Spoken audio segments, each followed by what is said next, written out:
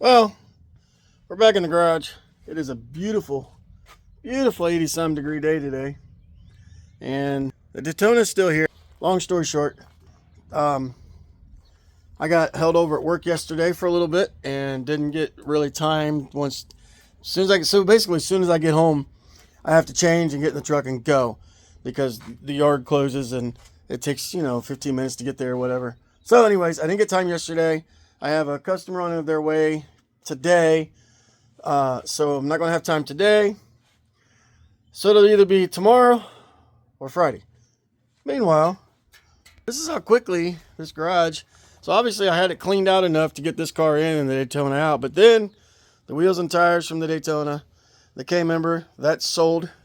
Sway bar, and then the rear hubs, front knuckles, and then miscellaneous little pieces and parts. But that's how quickly, oh, the rack is up underneath there. You can see the tire right in. That's how quickly this stuff fills back in on this little void that I had here between my garage door, somewhere there, and the car. That's how it works. This is the old oil and gas I need to dispose of. So, what's the plan? Honestly, the plan is to put this car back on the road. Other than the aesthetics, the outside, just being surface rust from lack of paint, the car is actually really nice for an 88 Plymouth Horizon. So the plan is to put it back on the road and replace that thing with this. So, the car's not perfect by no means, but I'll tell you, this car is way nicer than the GLH that we took on the Lemons Rally as far as rust wise, because there is zero except for the driver's recorder, which I showed you in the other video. So today, till this gentleman gets here to get this hood, which kind of sucks because it's a GLH turbo hood. That would have been cool on this, but that's okay. We're not going to do anything with that. So I got rid of all the large trash, junk, whatever, large pieces of it. And then, there's one more. But the plan is to get the shop back and sweep all this out just to get it out of the way. And then, I don't know yet. I don't know what we'll do next. But first things first, let's get the vacuum. Let's clean all this up and at least get it, somewhat clean. Because I do not like a dirty car on the inside. So let's knock it out. All right, after a little while of talking to a customer and then spend the rest of the time here vacuuming this out, you can see it looks a ton better. And it's interesting to see this. So from this car sitting, you can see this section of the seat here on each side has faded. And it's really weird that that's faded, but this is not. This is not. Just this section on each seat, all four of them. And then this one here on the driver's seat looks like it's got a small burn. Like this part of the vinyl is faded, some as well. But I got the seat laid down right now. These door handles, you gotta love L-body door handles.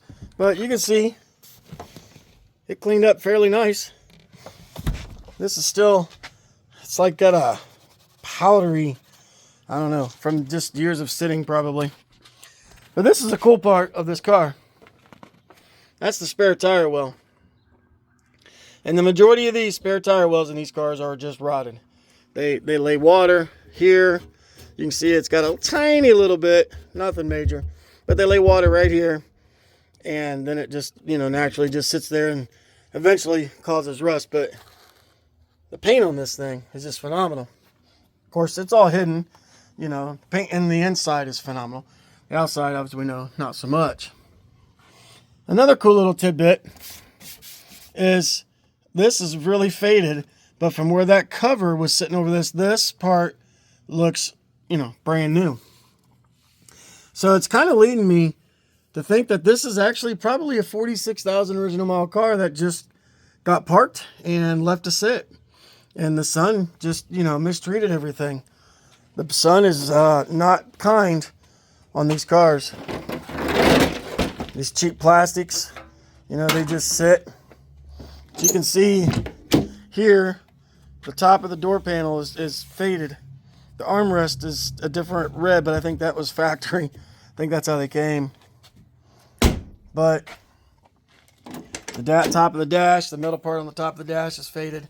And then this door panel is not as bad as the rear. I didn't sweep down there, so I got to do that yet. But anyway, yeah, the seats faded there, you can see. So this car sat, obviously, out in the sun for a very long time. And as you know, the tag expired in 2013. So that's at least 12 years, and then who knows how long it sat prior to that. But we're going to put the spares on the car, so we're going to take this extra wheel and probably try to get it inside the spare wheel just to get it out of the way. And then, so I can put all the jack and all that stuff back. We're going to end up removing the rear seat eventually, because all that little plastic stuff, whatever it was, kind of got down in there. I guess I could just do this.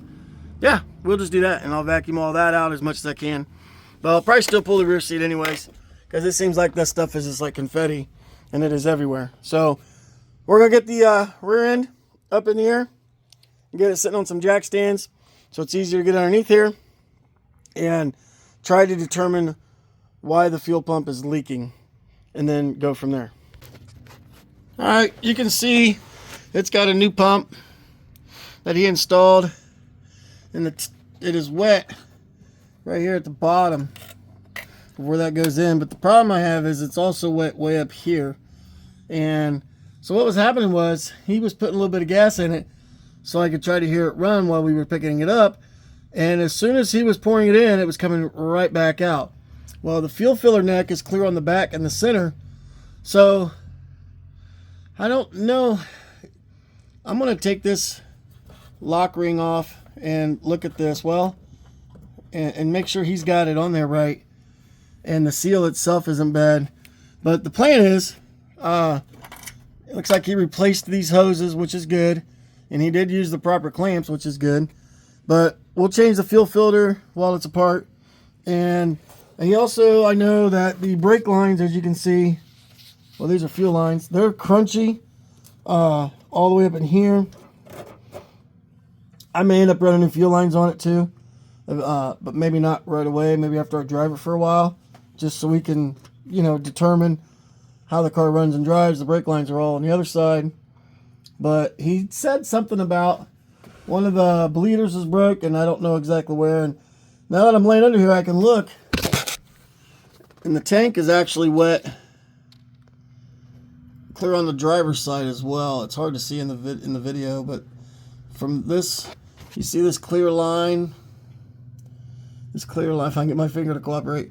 This clear line right here, on the other side of that, it's wet.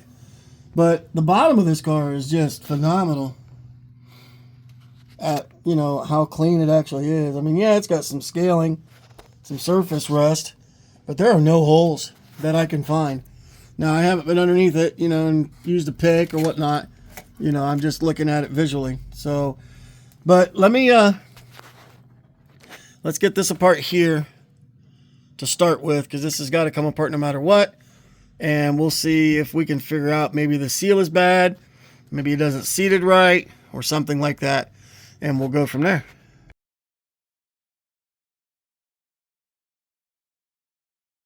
Well, this is take 2. So I've done this video already, this part of the video already, and then realized as I was trying to load it that it wasn't very good. So we're doing it again. So this car, as you know, this is the Horizon, did not run when we got it. The story was that it had a brand new fuel pump in it, and when we got it, it was leaking gas really bad, and so we ended up dropping the gas tank, and we discovered a few things. So keep in mind that this was a brand new pump. This pump has 0 miles on it, and I don't know, 10 minutes of run time, give or take. I don't know. That's according to what the gentleman that we got it from said. He never got to drive the car. He put this pump in, and the tank was leaking really bad, and then he was trying to put brake lines on it, and he had an issue with that. So that's how we ended up with it. He was done with it. So here we are. we dropped the fuel tank, pulled the pump out, the brand new pump out, and discovered some things. And we have replaced the fuel pump, or the tank, with another tank that we had, and we'll show you what happened after that. This is the tank, or the pump. Ugh, I'm tired. I just got done loading the car, getting ready to take over to my son. So this was a brand new pump, 0 miles, very little run time. This is what the fuel sock looks like. This thing is hard as a rock, and it is no good. Also, a zip tie holding the sock on is not a good idea, because the zip tie will be eaten up by the fuel, and then this will end up as gunk or whatever inside the tank. So this is the pickup, part of the pickup return. I think this is the return. But anyways, this has got gunk on it. You can see the pump itself has got gunk on it.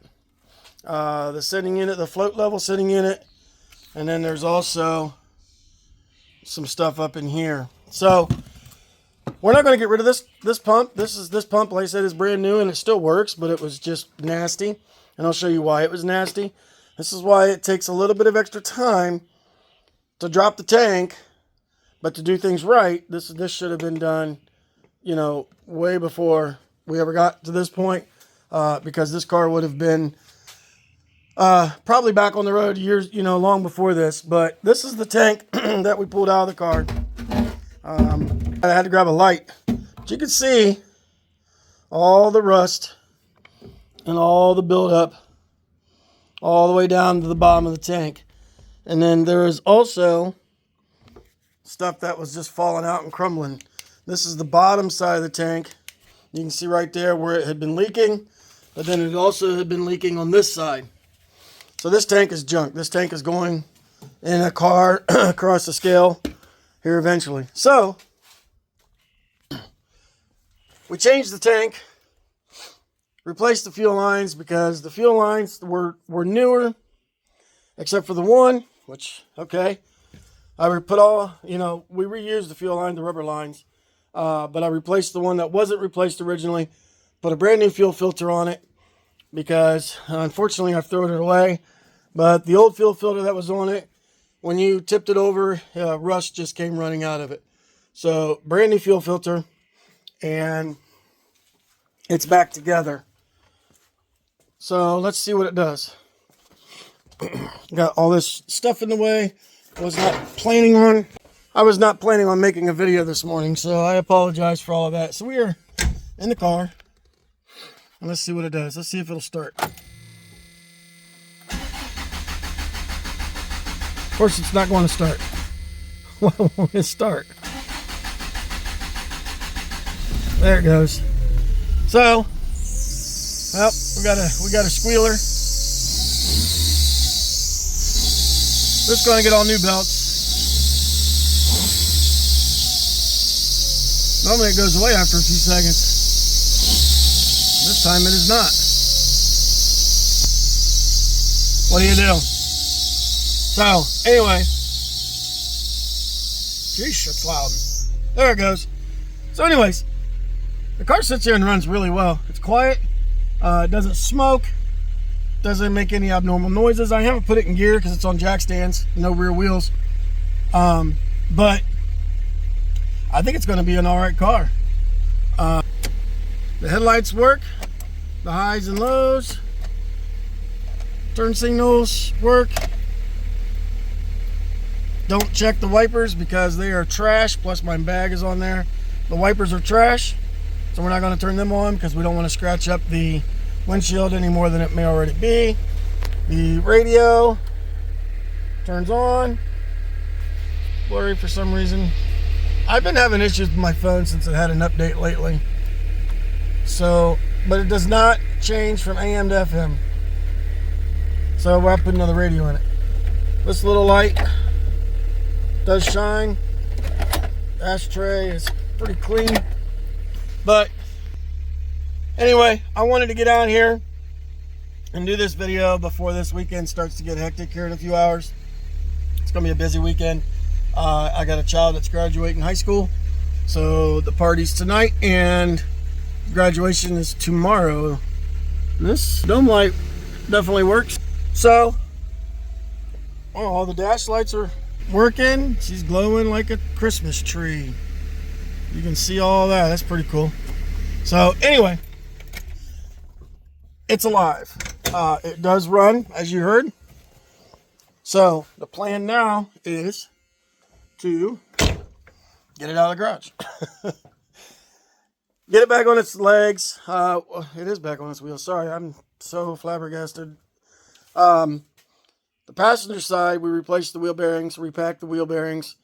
The driver's side, we still have to do. But for now, plan is to get it back out of the garage because we have to get the 87 LeBaron in where this Horizon is sitting so we can get it done and gone. I've got some time off work coming up here soon.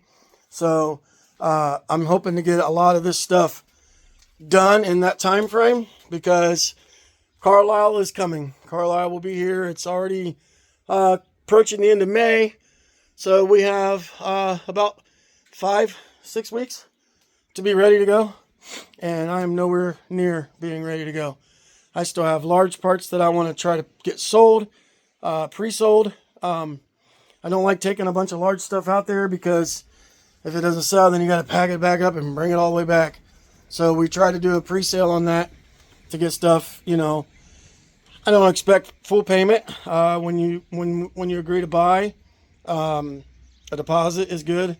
We normally ask for like 10 or 20%. So we got to get all that done. We got to gather up all the stuff that has already been pre-sold and then just start pricing things and getting things put in totes and whatnot. So there hasn't been as much pre-sold items this year as there was last year, so I'm hoping that's not a sign. So we'll see. We got some things done already, but we're going to make a trip out of it, and I got a lot of work ahead of me. And then once I get the LeBaron done and maybe the 85 Turbo Daytona done, we can get the Horizon back in and and finish it up and get it back ready to drive. I know it's off topic, but we got the Subaru back together. It runs. The plan, hopefully next week, is to complete it. We need a few little things done to it and get it out of the garage as well because, as you can see, it has become a storage bin, a shelf, and all of this mess back here I need to clean up. And this is going to be my workspace getting ready for Carlisle. We have to get my stepson Shelby Daytona out of storage unit. He bought a house, so he's not going to be paying on that anymore. But when it was put in there, it was having problems starting. So we got to go get it one day next week and get it over here and try to figure it out so we can get it back to his house and he can do what he wants with it. We need to get the wife's shadow out of the building so we can figure out why it has an idling issue. It'll idle, but it idles rough. We don't know why. Once you drive it, it's fine. I don't know what's going on with it. So, I don't know. This is going to be another crazy, hectic summer. But we'll just get through it. So, I appreciate you putting up with this babbling. And thanks for following. Thanks for subscribing. Let me know what you think. And we'll go from there. Catch you on the next one.